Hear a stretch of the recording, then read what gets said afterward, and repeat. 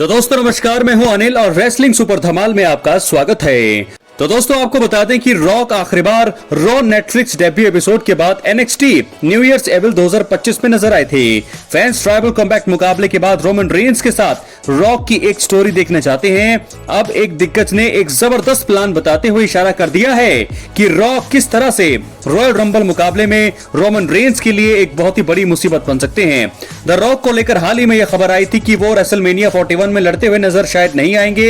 इसके बाद भी बस्टेड ओपन पॉडकास्ट में बुली रे ने बताया है कि आखिरकार किस तरह से the great one rock WrestleMania 41 में दिखाई दे सकते हैं। उनका मानना था कि अगर द रॉक नियमों में फेरबदल कर दें तो ये हो सकता है। उनका मानना था कि इसके चलते वो रॉयल रंबल मुकाबला जीत सकते हैं। बुली रे के अनुसार ऐसा करके वो रोमन रेंस को भी नुकसान पहुंचा सकते हैं। उन्होंने भविष्यवाणी करते हुए कहा, द रॉक 31वें नंबर पर नजर आ सकते हैं।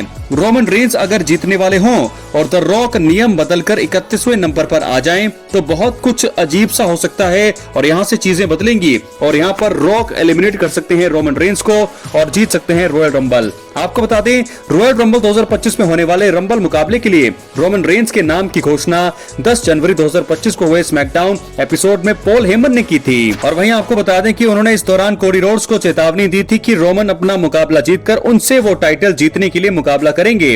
रोमन अपनी अनडिस्प्यूटेड WWE यूनिवर्सल चैंपियनशिप को कोडी रोड्स के हाथों रेसलमेनिया 40 की नाइट 2 में हुए मेन इवेंट में हार गए थे। और उसके बाद रॉ नेटफ्लिक्स डेब्यू एपिसोड में रोमन रेंस और सोलो सिकोआ के बीच ट्राइबल कमबैक मुकाबला हुआ। इसमें रोमन रेंस की जीत हुई। इसके बाद रॉक दूसरी बार शो में नजर आए। वो एपिसोड की शुरुआत में प्रोमो कट करने के बाद नजर आए और उन्होंने ही रोमन रेंस को उसके बाद उला फाला पहनाई थी। ये एक बड़ी बात थी क्योंकि 2024 में हॉलीवुड सुपरस्टार रॉक ने रोमन रेंस को एक्नॉलेज किया था। लेकिन अब देखना दिलचस्प रहेगा कि क्या WWE वाकई में रोमन रेंस और रॉक के बीच में कोई मुकाबला रेसलमेनिया 41 में बुक करती भी है या फिर नहीं। और देखना यह भी होगा कि अगर बुक करती है तो रॉयल रंबल से वो चीजें पूरी तस्वीर साफ हो जाएंगी, क्योंकि अगर रेसलमेनिया 41 में रॉक वर्सेस रोमन होना है तो रॉयल रंबल में एलिमिनेट जरूर किया जाना चाहिए रॉक की तरफ से। तो कुछ ना कुछ मुझे लगता है कि रॉयल रंबल में हमें बहुत ही बड़ा शॉकर यहां पर मिलने वाला है। बहुत सारी वीडियो में, बहुत सारी मीडिया रिपोर्ट्स में आपको बता दें ये चीजें कही जा रही हैं और बहुत सारी तमाम रिपोर्ट्स में भी ये कहा जा रहा है कि अगर रॉक और रोमन रेंस का मुकाबला आपको देखना है रेसलमेनिया 41 में तो रॉयल रंबल से इसकी शुरुआत हो सकती है।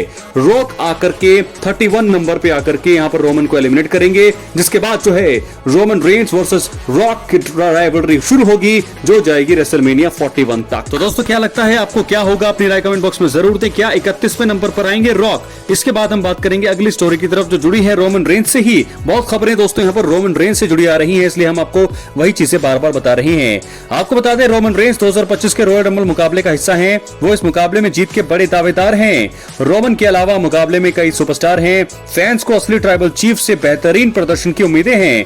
अगर वो नहीं भी जीते तो सभी चाहेंगे कि उनकी भविष्य के लिए स्टोरी यहां से सेटअप हो जाए। अगर कोई भी रोमन रेंस को बाहर करता है तो ये बहुत ही बड़ी बात होगी, लेकिन कुछ तरीके हैं जिनसे उनका बाहर होना शायद किसी को पसंद नहीं आएगा। इसलिए दोस्तों इस वीडियो में मैं आपको 3 तरीकों के बारे में बताऊंगा, क्योंकि रोमन रेंस को 2025 रॉयल रंबल मुकाबले में एलिमिनेट होने पर WWE फैंस का गुस्सा फूटेगा और हमारा भी। मुझे ऐसा लगता है कि ये 3 चीजें, 3 तरीकों से रोमन रेंस एलिमिनेट नहीं होने चाहिए। बात करेंगे पहला तरीका, रॉक का 2025 रॉयल रंबल मुकाबले का हिस्सा बने और फिर उसके बाद रोमन रेंस को एलिमिनेट करना। दोस्तों आपको बता दें रॉक और रोमन रेंस के बीच रिश्ते काफी अच्छे हैं और अभी अच्छे चल रहे हैं। इसके साथ ही रॉक ने कोडी रोड से भी अपनी दुश्मनी को लगभग खत्म कर लिया है। हालांकि फैंस इन दोनों को ही ग्रेट वन के खिलाफ लड़ते हुए देखना चाहते हैं। रॉयल रंबल द्वारा मैच की नींव रखी जा सकती है। द रॉक अगर मुकाबले में एंट्री करते हैं और रोमन को खुद के दम पर बाहर करते हैं तो यह शानदार चीज होगी। दूसरी ओर अगर द रॉक मैच में ऑफिशियल तौर पर एंट्री किए बिना आते हैं और रोमन को बाहर करके दुश्मनी शुरू करते हैं तो फैंस का गुस्सा फूटेगा। रोमन का इस तरह का एलिमिनेशन उनकी पूरी मेहनत को बर्बाद कर सकता है और इसी वजह से फाइनल बॉस को अगर रोमन से दुश्मनी शुरू करनी है तो सही तरीका अपनाना होगा। दोस्तों बहुत ही बड़ा तरीका है, मुझे लगता है कि ऐसा होना नहीं चाहिए। अगर रॉक आते हैं अपने ही अगर रूल्स रेगुलेशन करते हैं और बिना अटैक किए रोमन को बाहर करते हैं तो बहुत ही बुरा होगा रोमन रेंस के लिए भी और फैंस का भी गुस्सा फूटेगा। बात करेंगे दूसरे तरीके का, किसी WWE स्टार का एलिमिनेट होने के बाद रिंग में आकर रोमन को रॉयल रंबल से बाहर करना। जी हां दोस्तों, ऐसा हो सकता सकता है। WWE इतिहास में कई बार ऐसा देखा भी गया है कि रॉयल रंबल मुकाबले द्वारा फ्यूचर की स्टोरी को सेटअप किया जाता है। इसी बीच कुछ सुपरस्टार रंबल मुकाबले को बहुत ही ज्यादा महत्व देते हैं, लेकिन जब वो एलिमिनेट हो जाते हैं तो उनका गुस्सा फूटता है और इसी वजह से काफी बार सुपरस्टार एलिमिनेट होने के बाद भी रिंग में आते हैं और उन्हें बाहर करने वाले रेसलर को भी एलिमिनेट कर देते हैं। पिछले साल हमने देखा कैरियन क्रॉस ने एलिमिनेट होने के बाद बॉबी लैशली को भी रॉयल रंबल मुकाबले से बाहर उन्होंने किया था। रोमन रेंस को ज्यादातर रोस्टर पसंद नहीं करता है, मैच में उनसे नफरत करने वाले बहुत ज्यादा हैं। अगर ड्रू मैकेंटायर या सेथ रॉलिंस को रोमन रेंस मैच से बाहर करते हैं तो फिर वो शायद गुस्से में आकर रिंग में दोबारा आकर रोमन रेंस को एलिमिनेट कर सकते हैं। अगर ऐसा हुआ हालांकि अगर ऐसा हुआ तो असली ट्राइबल चीफ के फैंस का गुस्सा फूटेगा, रोमन रेंस फैंस का गुस्सा जरूर फूटेगा। तो ये था दूसरा तरीका जो नहीं होना चाहिए। इस तरीके से रोमन रेंस एलिमिनेट नहीं होने चाहिए। बात करेंगे तीसरे और आखिरी तरीके का। दोस्तों WWE दिग्गज पॉल हेमन का 2025 रॉयल रंबल मुकाबले में रोमन रेंस को फेवर के चलते धोखा देना। जी हां दोस्तों, ये होने ही नहीं चाहिए। आपको बता दें कि पॉल हेमन को अभी एक फेवर सीएम पंक को देना है। सीएम पंक ने पिछले कुछ प्रोमोज में फेवर के बारे में बात की है और यह भी बताया है कि वो इसका उपयोग रॉयल रंबल में कर सकते हैं।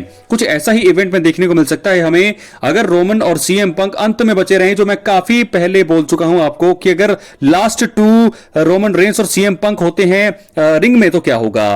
तो अगर रोमन रेंस और सीएम पंक अंत में बचे रहते हैं तो फिर सीएम पॉल हेमन पर सबकी नजरें होंगी। पॉल हेमन इसी बीच रोमन रेंस को फेवर के चलते धोखा दे सकते हैं और इसी का फायदा उठाकर सीएम पंक अपना सपना पूरा कर सकते हैं। वो करियर में पहली बार रॉयल रंबल मुकाबला जीत सकते हैं। ऐसा करने से वो रेसलमेनिया मेन इवेंट की ओर बढ़ेंगे, वहीं पॉल हेमन से उनका फेवर पूरा हो जाएगा।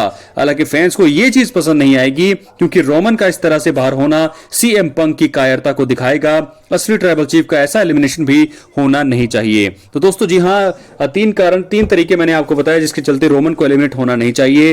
पहला तरीका, रॉक आए और रॉक बिना लड़े अगर वो रोमन को बाहर करते हैं, रिंग से एलिमिनेट करते हैं रॉयल रंबल से, तो बहुत ही बुरा होगा, बहुत ही गलत होगा रोमन के साथ, रोमन फैंस के लिए। और वहीं दूसरी बात आपको बता दें कि कोई भी सुपरस्टार अगर रोमन किसी को एलिमिनेट करते हैं और वो सुपरस्टार दोबारा रिंग में आकर के उन्हें एलिमिनेट करे, वो भी बहुत ही गलत तरीका होगा। तीसरे और आखिरी तरीके की बात हम करते हैं।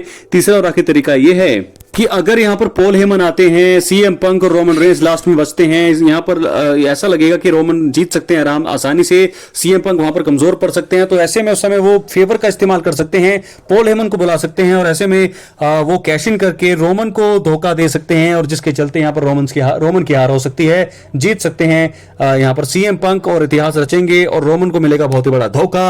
ये तीन चीजें होनी नहीं चाहिए। क्या है आपकी राय? अपनी राय कमेंट बॉक्स में जरूर दें। दोस्तों वैसे ज्यादातर यहां पर चीजें ऐसी नजर आती हैं कि रोमन रेंस हर तरह से एलिमिनेट होने के चांसेस लग रहे हैं, जीत के चांसेस भी हैं लेकिन उतने ही बाहर होने के चांसेस भी हैं। क्या है आपकी राय? अपनी राय कमेंट बॉक्स में जरूर दें। मिलते हैं अगली वीडियो में कल। बहुत बहुत धन्यवाद।